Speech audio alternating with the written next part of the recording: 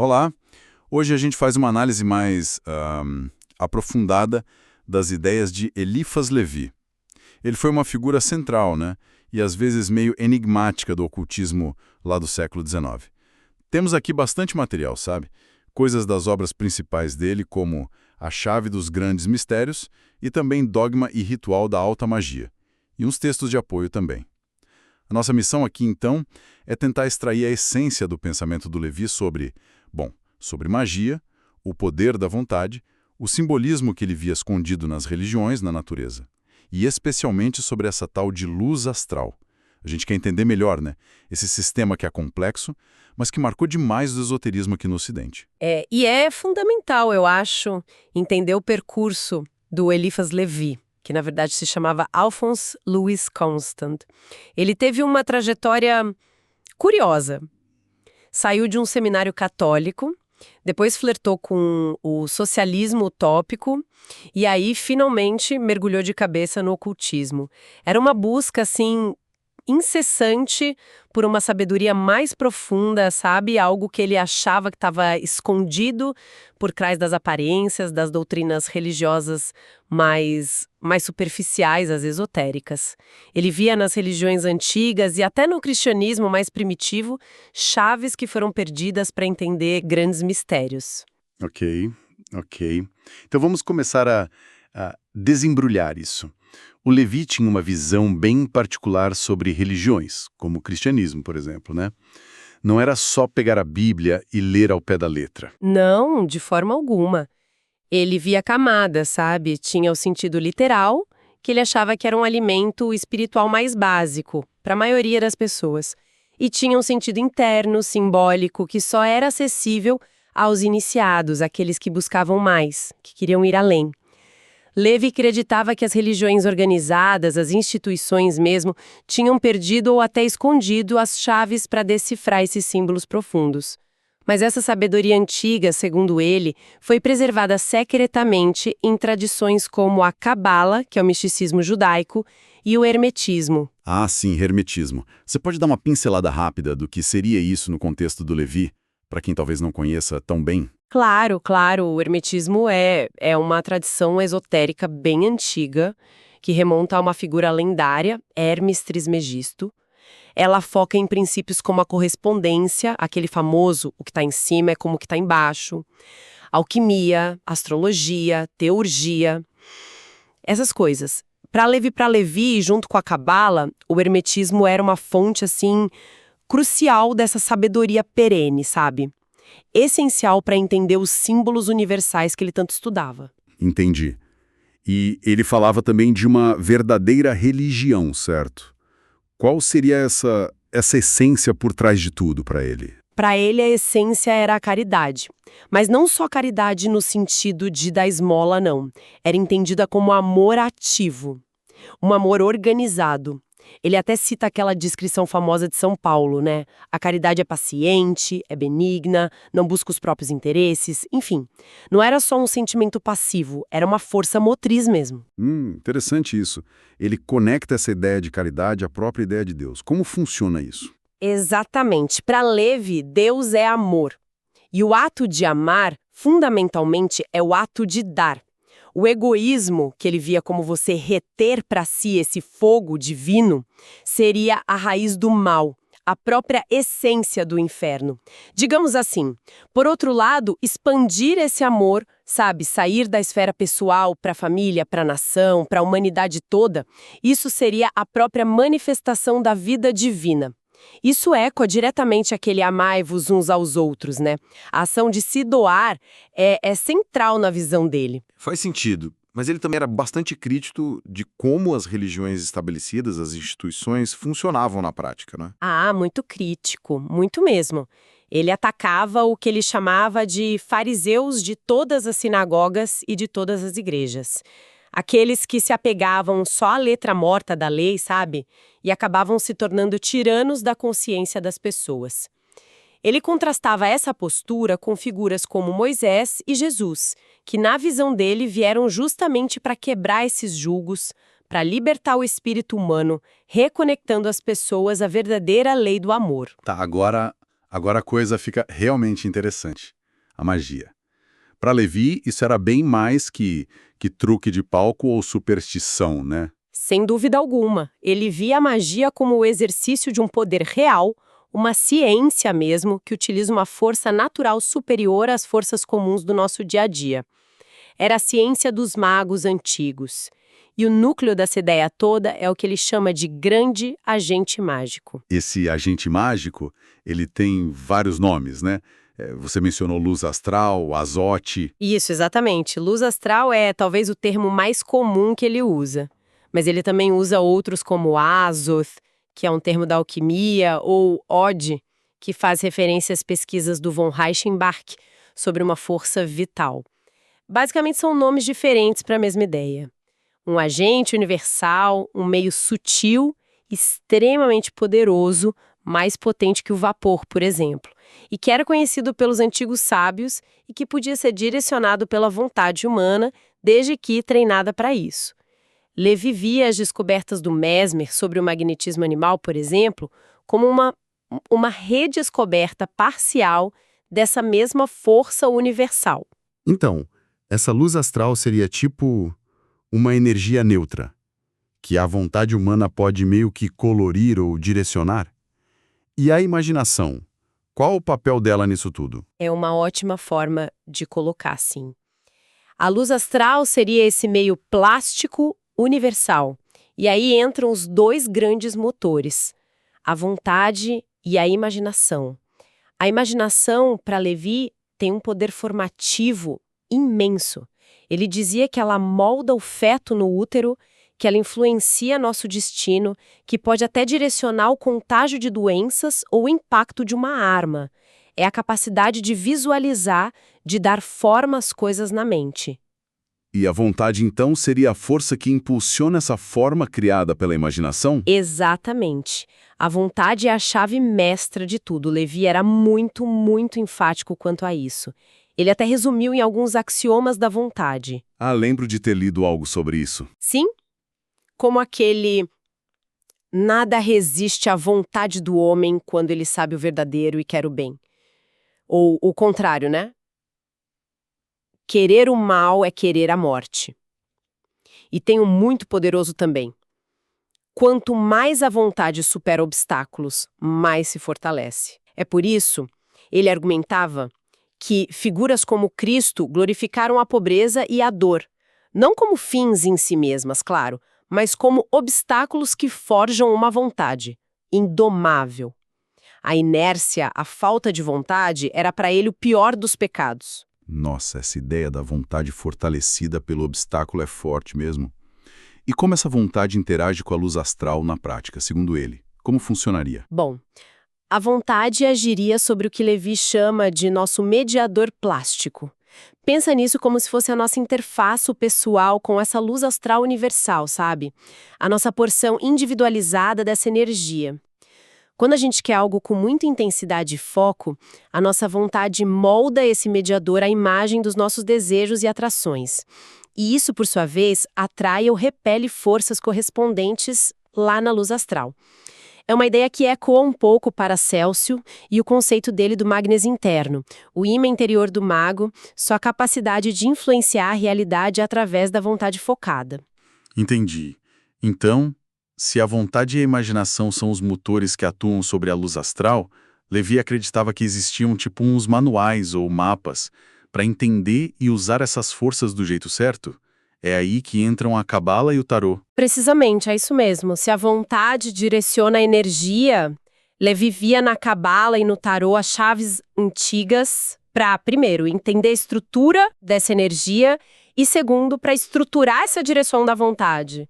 A cabala para ele não era só o misticismo judaico, era a filosofia secreta e tradicional por trás da própria Bíblia, muito mais profunda que as interpretações literais ou mesmo que o Talmud. E como a cabala funcionaria como esse mapa?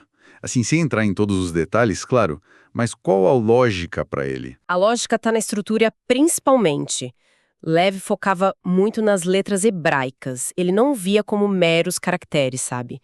Para ele eram como hieróglifos condensados. Cada letra representava um número e também uma ideia filosófica absoluta.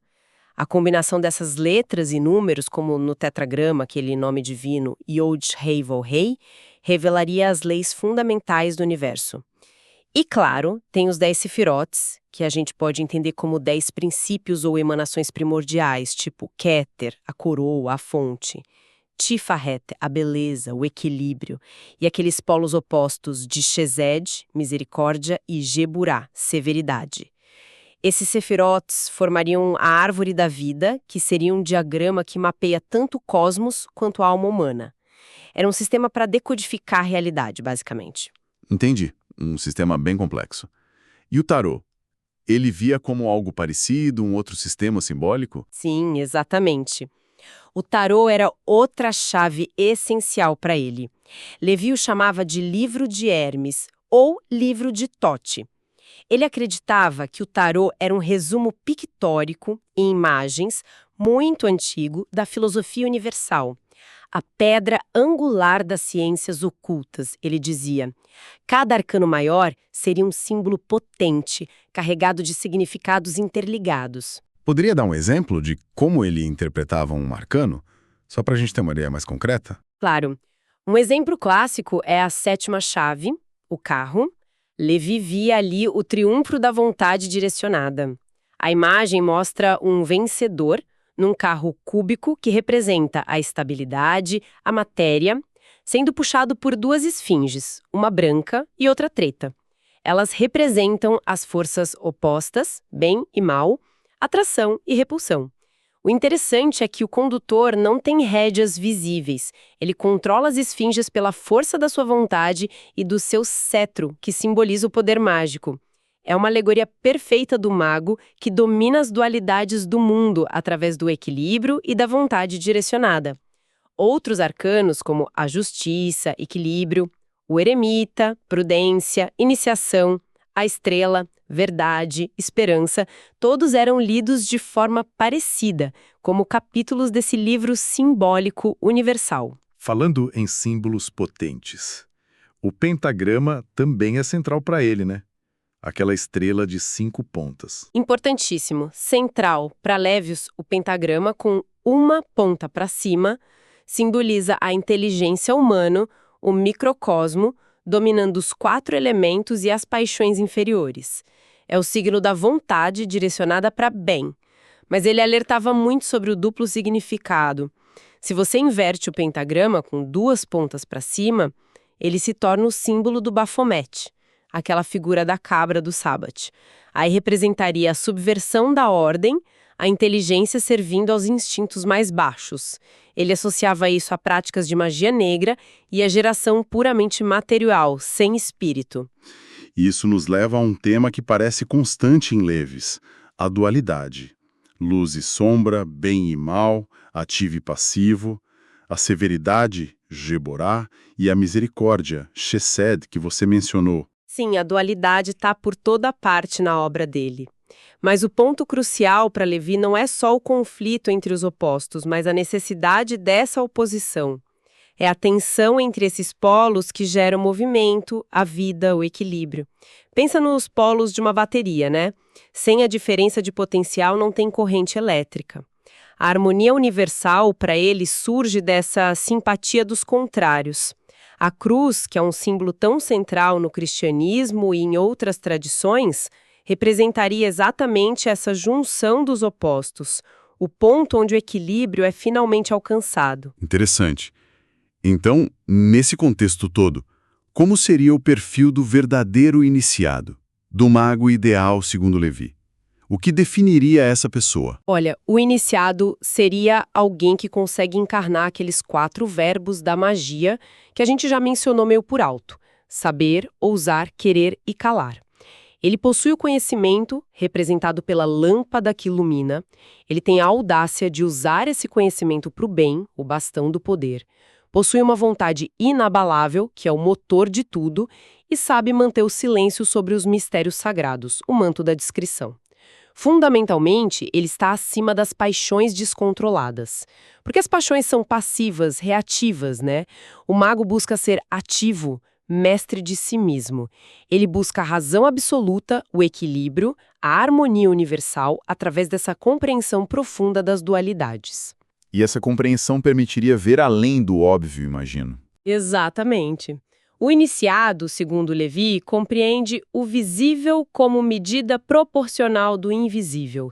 Ele consegue conectar os pontos, sabe? Ver as analogias entre o mundo material e os mundos mais sutis. Ele une razão e fé, ciência e intuição através dessa cadeia das analogias, percebendo a unidade que existe por trás da diversidade aparente das coisas.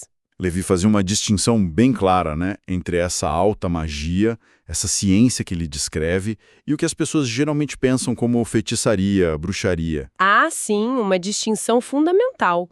A magia autêntica, que ele chamava de ciência tradicional dos magos, seria inimiga declarada dos encantamentos vulgares, dos pactos demoníacos e dos falsos milagres. Para Levi, a verdadeira maravilha não está em violar as leis naturais, mas sim em compreender e operar em harmonia com a ordem eterna do universo. O extraordinário está na própria perfeição dessa ordem, não em quebrá-la. E o que seria então a magia negra ou a feitiçaria para ele? Onde estaria a diferença? Seria a tentativa de usar essa mesma força, a luz astral, o poder magnético, mas para fins egoístas e destrutivos, fazer enfeitiçamentos para prejudicar alguém, obter vantagens ilícitas, tentar controlar a vontade dos outros. Levi condenava isso veementemente. Ele considerava uma perversão da verdadeira ciência, um caminho de autodestruição, na verdade. Ele chega a comentar sobre lendas populares como, sei lá, lobisomens ou os sábados das bruxas, como ele encaixava isso no sistema dele. Sim, ele tenta dar explicações dentro do sistema dele. Lobisomens, por exemplo, ele não via como transformações literais, claro, mas talvez como fenômenos de histeria coletiva, ou sobre excitação nervosa, ou até projeções na luz astral que afetariam a percepção da própria pessoa e dos outros ao redor. Quanto aos sábados, aquelas reuniões noturnas, ele fazia uma distinção. Alguns relatos poderiam ser pesadelos induzidos por drogas psicoativas, ele sugeria, mas outras poderiam ser assembleias secretas reais, talvez. Algumas de natureza iniciática, mais distorcida, com rituais bizarros, como aquele do beijo no traseiro da figura do Bafomé, a cabra, e outras talvez focadas mesmo em práticas de maldição, como usar bonecos de cera para atingir inimigos à distância. Entendi. Mas o verdadeiro mago, o iniciado, não precisaria dessas práticas obscuras para ter influência no mundo? De jeito nenhum. Segundo Levi, a influência do iniciado, seu enfeitiçamento, digamos assim, positivo ou negativo, ocorreria pela força da sua vontade justa e pela sua autoridade moral. A bênção dele ou a condenação dele teriam um peso real no equilíbrio das forças sutis. Ele acreditava numa espécie de justiça imanente, sabe? Aqueles que agem contra os iniciados ou contra a verdade e a justiça que eles representam acabariam atraindo para si mesmos as consequências negativas dos seus próprios atos. Além da judeu errante, por exemplo, seria para ele uma alegoria poética dessa lei de repercussão, dessa consequência inevitável. Ok. Então, fazendo uma síntese rápida do que a gente explorou sobre o Eliphas Levi, a gente tem essa visão de uma realidade toda interconectada, profundamente simbólica, né, onde os mitos, as religiões guardam verdades ocultas. Vimos a centralidade do poder da vontade e da imaginação humanas, que seriam capazes de moldar e direcionar a luz astral, esse agente mágico universal. E vimos também como sistemas como a Cabala, o Tarô, o Hermetismo, funcionariam como chaves para decifrar e navegar nessa realidade complexa. Exato. E é importante frisar que o objetivo final disso tudo não era apenas intelectual, teórico. O Levi apontava sempre para a grande obra, que é essencialmente uma transformação profunda do próprio indivíduo, uma alquimia interior que busca o equilíbrio, a sabedoria e o poder sobre si mesmo. E isso poderia, sim, como consequência, ter reflexos no mundo material. Tudo se resume naqueles 4 verbos que definem o caminho do mago, né? Saber, que é entender as leis, ousar, ter a coragem de agir de acordo com esse saber, querer, manter a vontade focada e firme, e calar, preservar o sagrado com discrição. Perfeito. Para a gente terminar, então, que pensamento final essa imersão em Levi nos deixa? Algo para a gente refletir? Olha, Levi insistia muito que a verdadeira ciência não exclui a fé e que a verdadeira fé não teme a ciência. Ele buscava uma síntese, uma ponte entre elas. Talvez a provocação para nós hoje seja justamente essa, num mundo tão cheio de informação, de dados, mas onde às vezes parece faltar um sentido mais profundo, o que essa tentativa antiga de unificar razão e intuição, o científico e o simbólico, o conhecido e o mistério, poderia nos ensinar?